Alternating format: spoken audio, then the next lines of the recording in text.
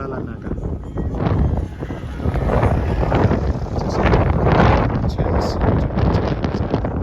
एकदमै उचाइमा भएकोले यसको यो बनोट चाहिँ एकदमै समतल एकदमै मैदान जस्तो रहेछ धेरै परदेखि एयरपोर्टै बनाउनु पर्ने ठ्याक्कै त्यो प्लेटहरू हुन्छ नि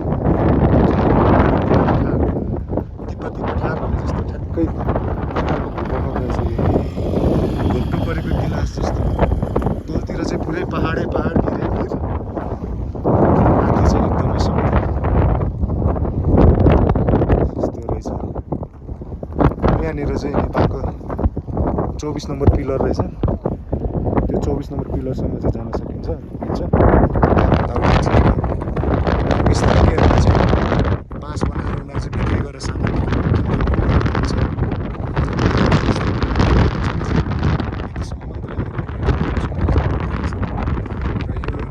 भर्खरै खुलेको नाका हो जस्तो लाग्छ चाइनासँगको हाम्रो मुख्य नाका भनेको त तातो पानी खासाको र उता रसुवाको केरुङ नाका हो